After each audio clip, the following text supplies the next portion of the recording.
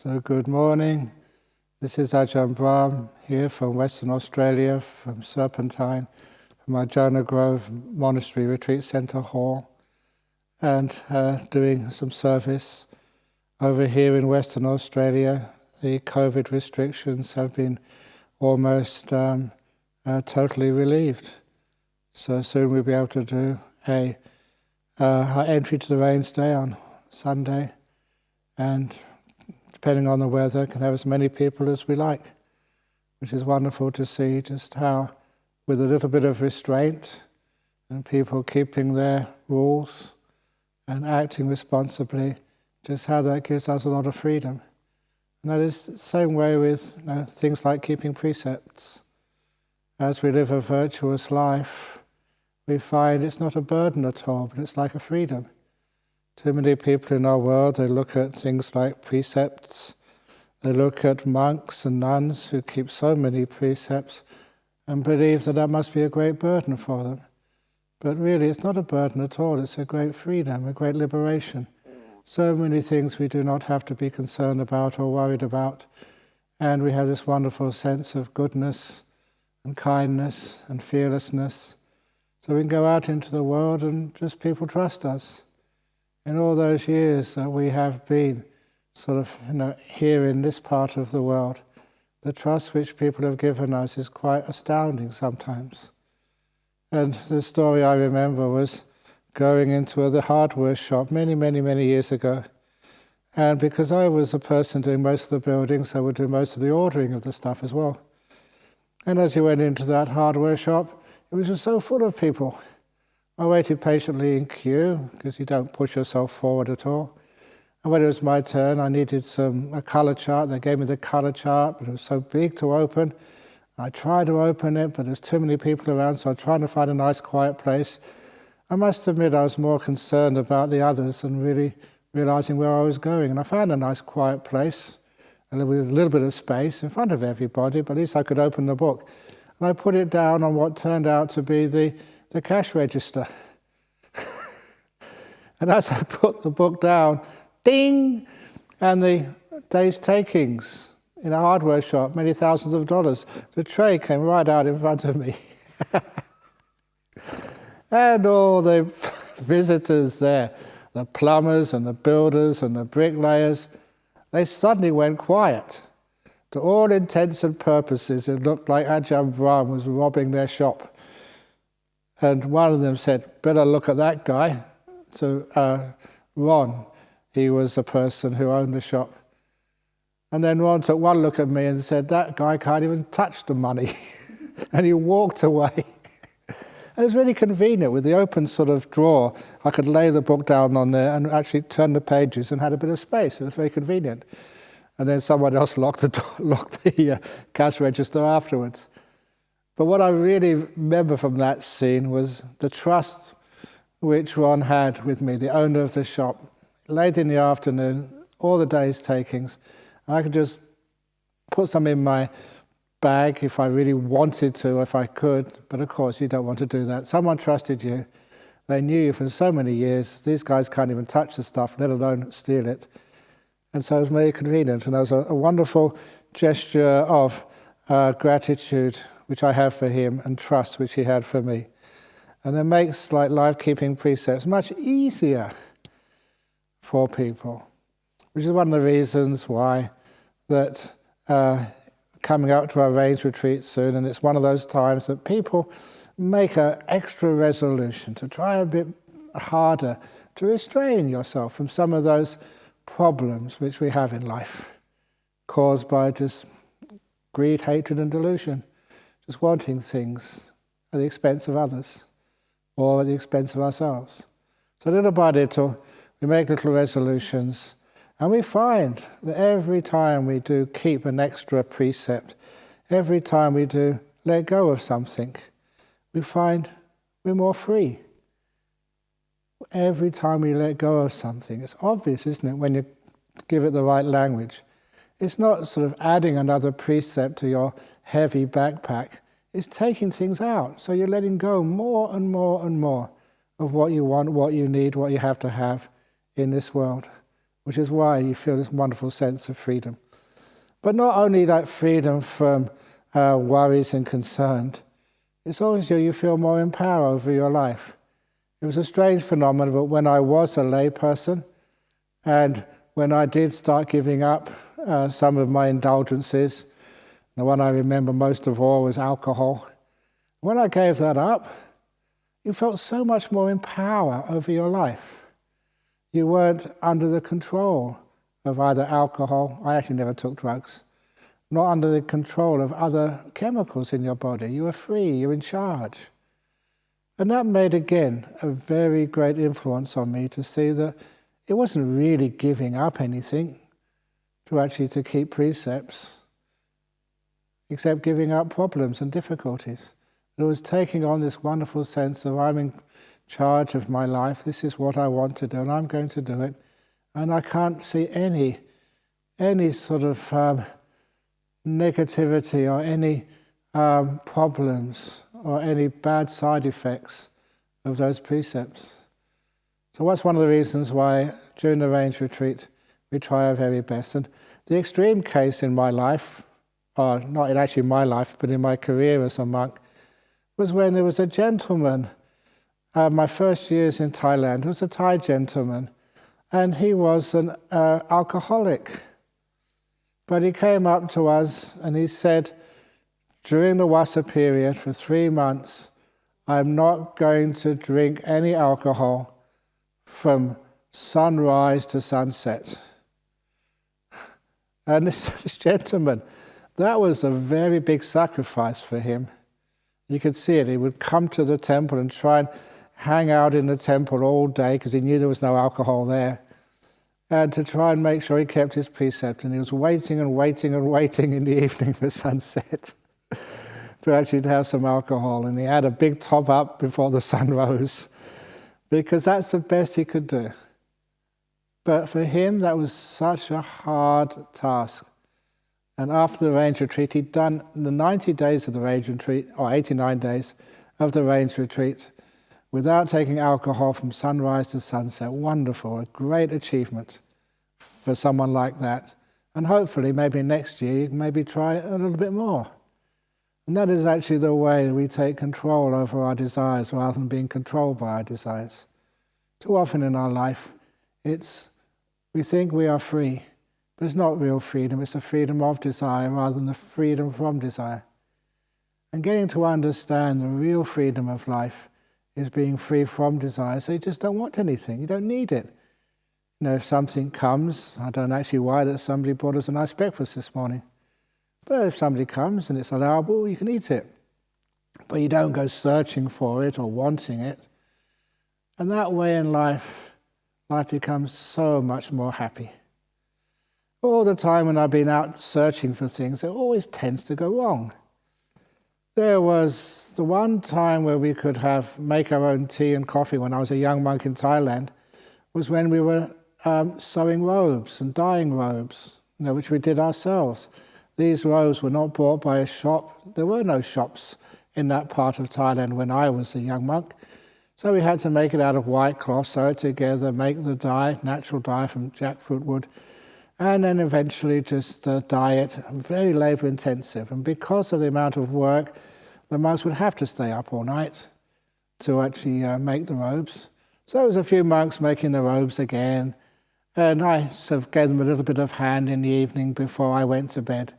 And they said, "Oh, Ajahn Brahm, if you want a cup of tea in the morning, you can always come up here. We'll give you a cup of tea when you first wake up." So I went to bed, and as I went to bed, I said, "No, I'm not going to indulge and get myself a cup of tea or coffee. No, that's indulgence, that's wanting." But what happened was I woke up a little bit early, I think 10 minutes to 3, and I think, why not? So I went walking to the dyeing shed to get a cup of coffee, following my desires. And when I got to the dyeing shed, it was all closed down. The monks had left, they'd finished their dyeing, everything was tidied up and put away. And I thought, oh my goodness, they finished earlier than expected. And as I was walking to that dyeing shed, I heard the bell ring for 3 o'clock.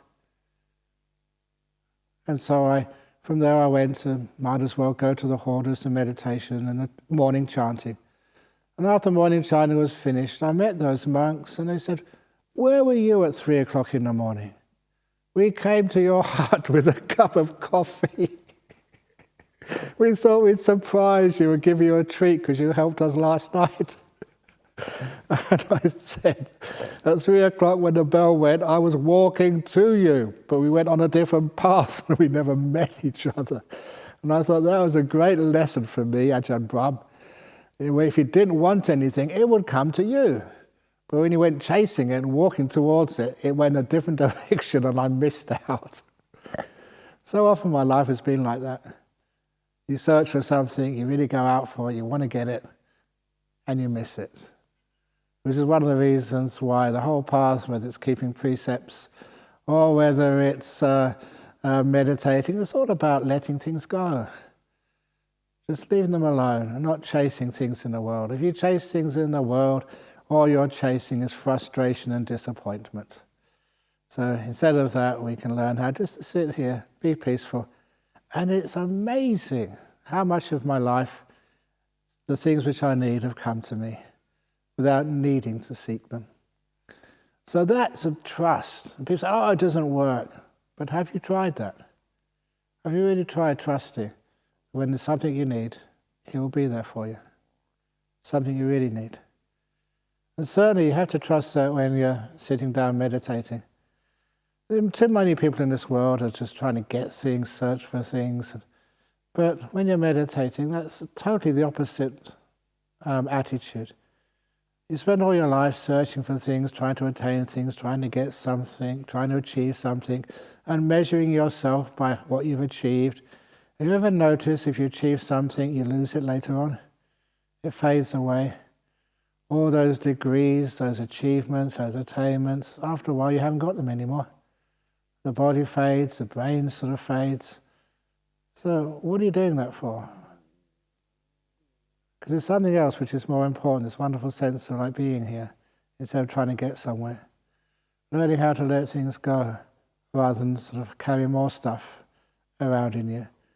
Learning how just to appreciate this moment, rather than trying to accumulate things. Because here, this is beautiful monasteries which we live in.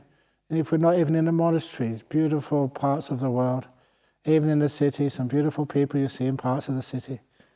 And you can appreciate where you are without needing to own it.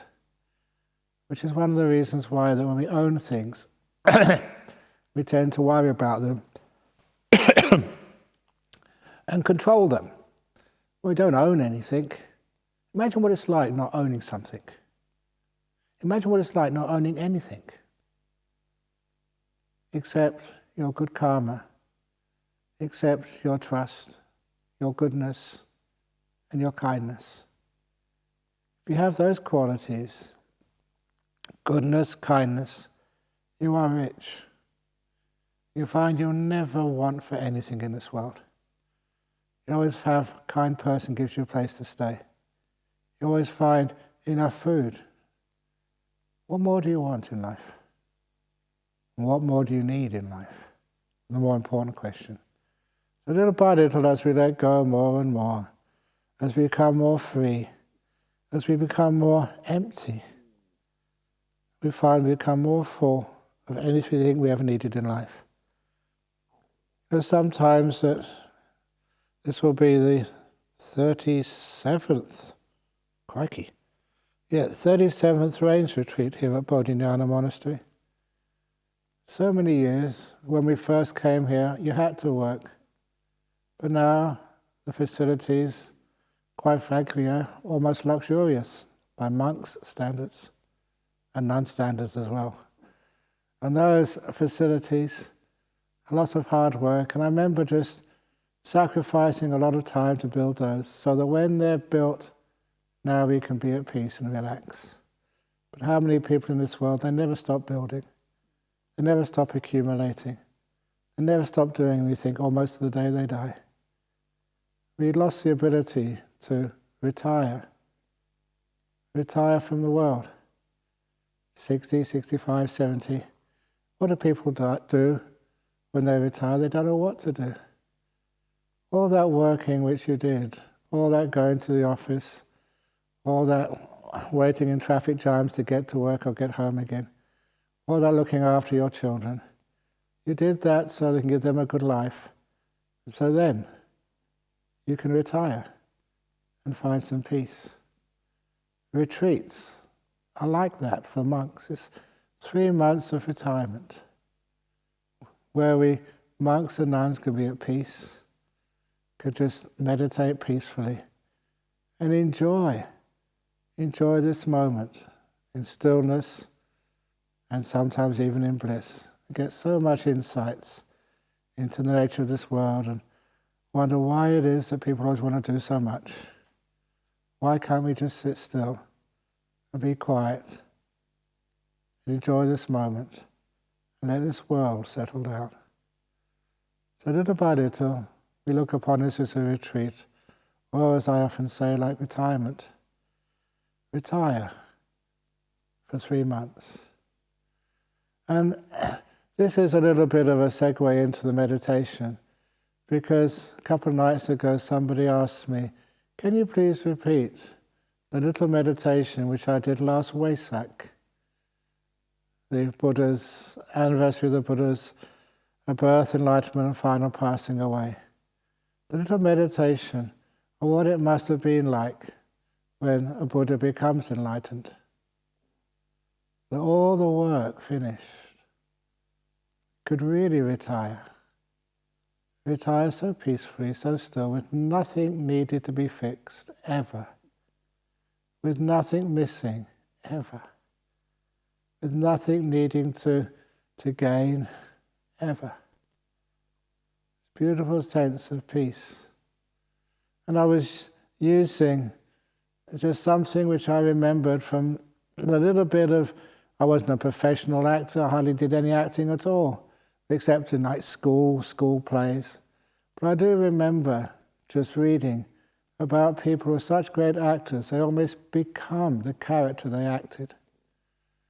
They almost assume some of those characteristics, personality, even some of the physical shape of the person they were trying to portray on the screens or on the theatre. And I use that to a wonderful effect when people imagine that they are the Buddha under a Bodhi tree, just emerging from full enlightenment, what it must feel like. So by request of a dear disciple overseas, this is the meditation I'm going to do for everyone today, guided meditation on just what it must be like to be a Buddha, fully enlightened. So if you like to cross your legs or lean the legs or dangle the legs over the chair if you're sitting on a chair, tuck them under a stool if you're sitting on a stool, or wherever you have your body. We'll just do a little bit of body relaxation first of all, and then go into the main meditation. Just sitting here. I always say the same words, sitting here. Just to help bring the attention from all the other places you've come from, all the other places you have to go later on. But now you come here, wherever that here happens to be. Here is the center of the universe for you. So come to its center, its heart. And sitting here, you can feel your body. I often let people know, bring to their attention, the Buddha sat in such a beautiful location in Bodh Gaya years and years and years ago, before there was hardly any buildings at all. It was just a park by a river. No one was there. Under the shade of a Bodhi tree, on a cushion made of grass, having finished a delicious meal, which was literally intended for a heavenly spirit. And having eaten under the shade of a tree, on a comfortable seat, The Buddha meditated and let go totally. You're sitting, I don't know where you're sitting in the world, closing your eyes. Just imagine, visualize that you're in Bodh Gaya or by some wonderful park close to a river on a comfortable day. No mosquitoes, no flies, no sound of aircraft or cars or people. Just silence and solitude. Safe. And just feeling your body sitting here. Just being kind to this body which serves you. Sometimes we have assistants, people who look after us, parents. It's wonderful to say to them, thank you, to show appreciation and gratitude. You really looked after me. Thank you so much. I say that sometimes to the car in which I ride. It tends to not have too many mechanical problems. Say that to your body sitting here. Body, thank you for looking after me as best you can. Now I'm going to care for you. Legs, are you comfortable? Is there anything you need to be adjusted? Just asking that question is sometimes enough to calm the legs down. Bottom, buttocks, how are you? Do you need adjusting? And if you don't, I'm going to adjust you because it shows that I care for you. Back, how's the back? Give it a nice old stretch. Just because I care. Shoulders, just relax. Beautiful sense of kindness, which can ease any tightness. The shoulders relax to the max. And arms, you sure you're in a good position, arms? I actually talk to my body. As I talk to the birds and the kangaroos in the monastery where I live. And I'm convinced over so many years they can understand some of the meaning of what I say. Reassurance and kindness. And in my hands, I care for you, hands. You sure you're comfortable? Back out to my shoulders and neck. Even though my neck was quite okay, I just always give it a good turn around. You move my head from left to right, really giving it a good stretch to making sure, not taking it for granted, that my neck is comfortable. Then my head. All those muscles on the front of the face, all relaxed, at ease, not holding anything tight.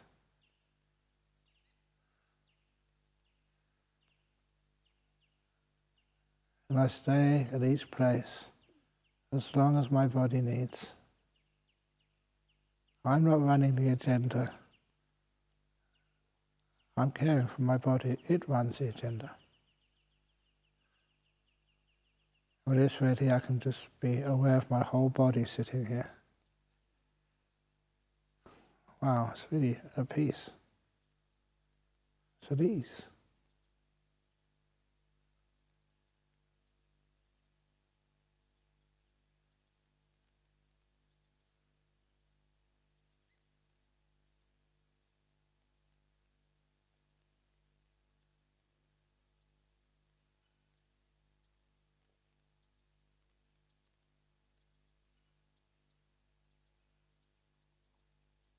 And it feels delightful.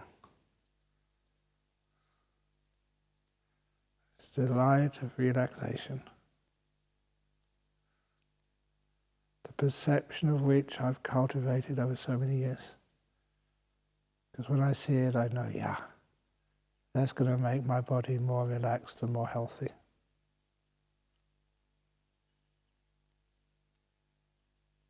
And it keeps me in this moment. It keeps me silent. With no inner chatter.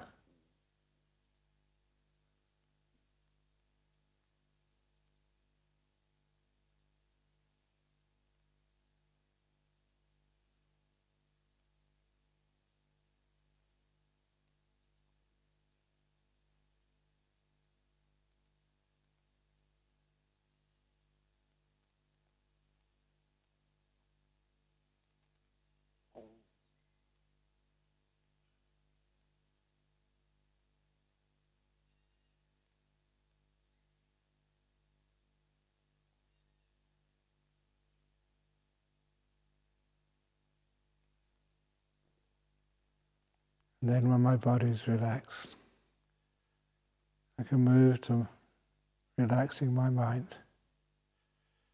Instead of going to the peaceometer, I'm now going to go off into the recollection of a Buddha.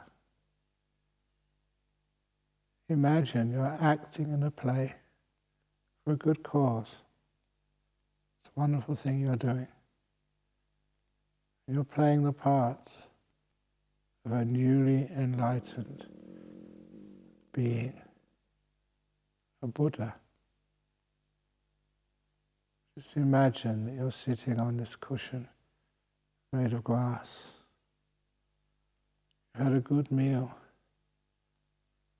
You're sitting in a quiet, comfortable environment, under a tree, under a Bodhi tree, whose leaves have these beautiful pointed tapers. You're sitting there, so peaceful,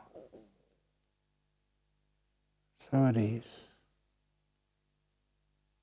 because you just come out of full enlightenment. Imagine that you are fully enlightened. Just imagine it, what it must be like.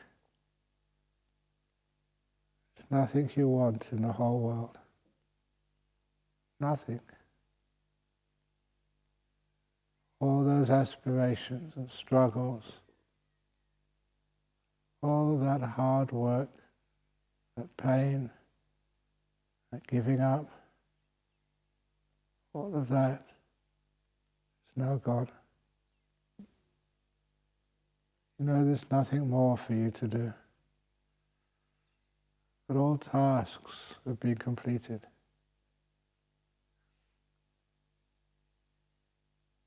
You're an arahat, enlightened one.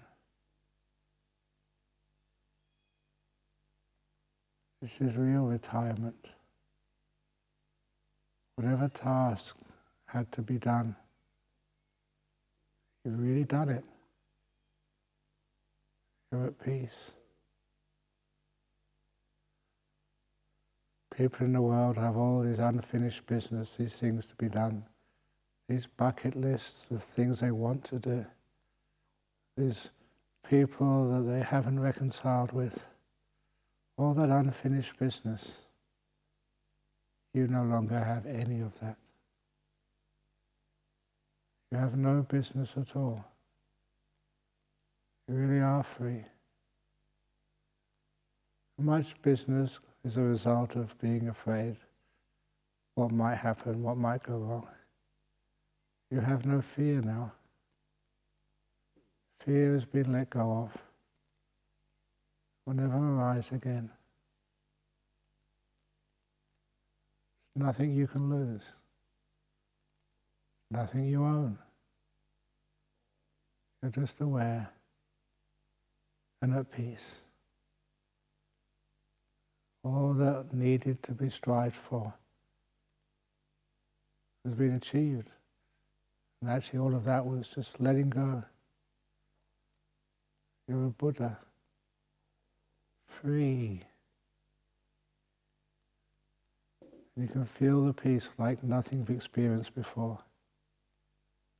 The peace which can't be disturbed. Why? Because there's no business to disturb it left. All business, all things to do are gone. And all judging, trying to meet other people's expectations, trying to live up to your own expectations. You've got no expectations anymore. There's nothing left to live up to, nothing to be judged. You really are at peace. Sitting quietly, enjoying freedom from all desires, every one of them. Freedom from all ill will. You know, whatever happens in the future now, it's not that important. You aren't your body, so any pain, sickness or health, it's not centrally important anymore. Success, failure, that's gone. It's not important. That's other people's judgments. It doesn't belong to you any longer. Your family, the world is your family. Not this person or that person. You're totally free of all these attachments which weighed you down. They almost sunk you back into samsara.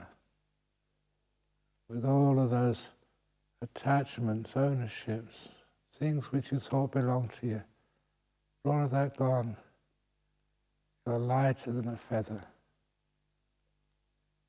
The mind is free, peaceful, liberated. Imagine what it must be like, the Buddha sitting there. No sense of, yeah, I've done it. No one's done it. There's no one there. Totally at peace. Not reacting to anything in the world. There's nothing to do the reacting. Just all there ever was this moment.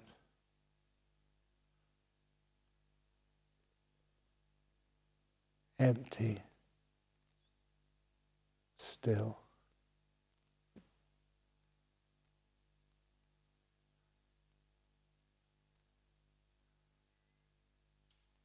All plans, many of which go wrong. All plans which are so hard to make now are irrelevant. You don't need to think of the future. By being in this moment, the future evolves by itself perfectly. It's like when you let the body be, it tends to heal. You let the future be, and it heals.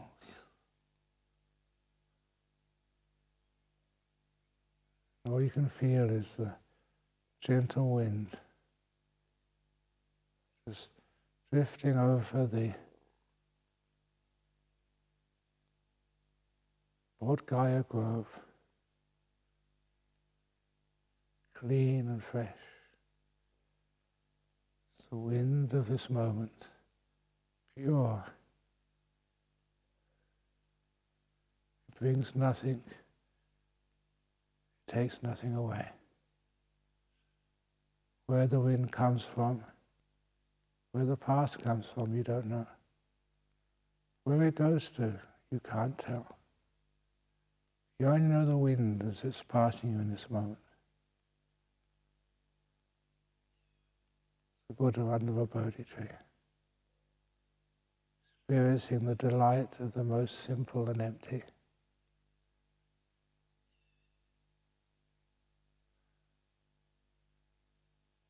With the wonderful realization there's nothing to be done, nothing to be improved, nothing to be got rid of. Perfection with nothing.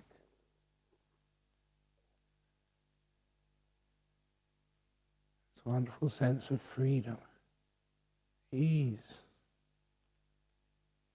And there's something there. There's always something to protect and hold on to, and there's nothing there. There is stillness and freedom.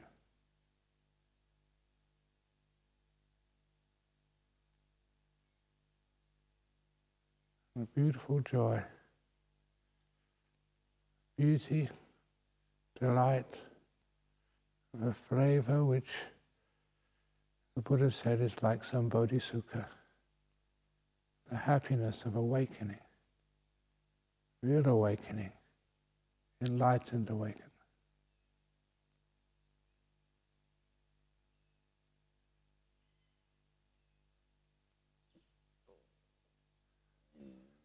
I'm now going to be quiet for 5 minutes.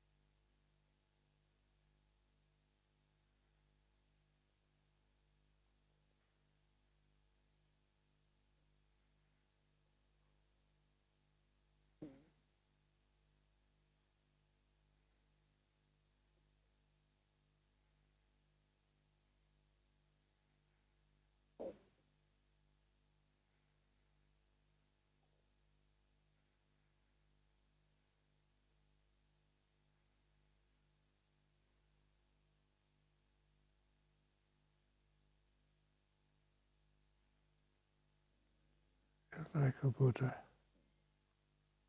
under a Bodhi tree,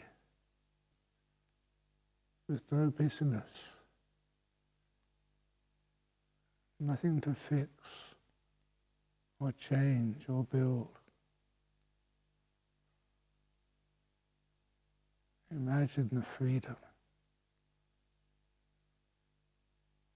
having nothing to do, literally, fully. So retired from the world, you're free. Free to embrace the sound of the bird,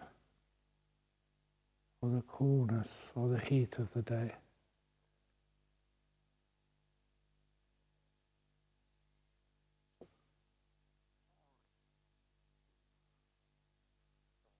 How does your mind feel? How peaceful are you? How does the body feel? How relaxed? If you want to discover how to relax your body, to learn how to have great sleeps at night, learn how to be physically healthy. You have many insights into those answers to those questions right now. It's not theory anymore. This is your own personal direct experience of peace, of freedom, retiring once and for all from samsara, never needing to go back to work ever again.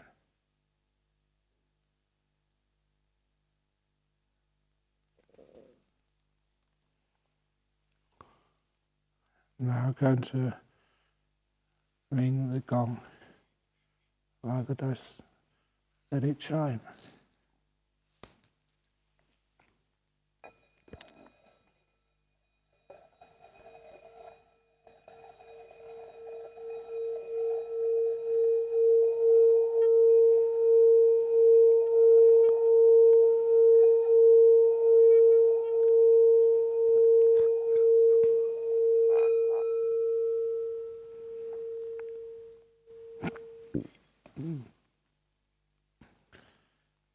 Now I'll give my blessing to you all.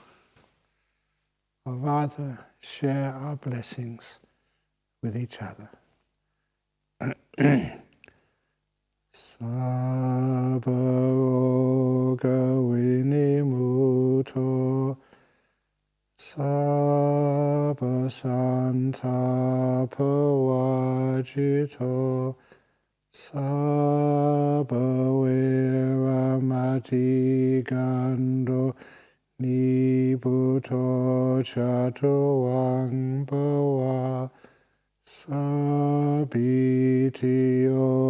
viva chantu sabbarogo vinasatu mate bhavanvantarayo sukhi dikayuko bhava apivadanhasile Sanicang Vuta Pachalino Chataro Dhamma Vatanti Ayuano Sukhang Balang. May you all be in good health and at peace with your life. Sadhu, sadhu, sadhu.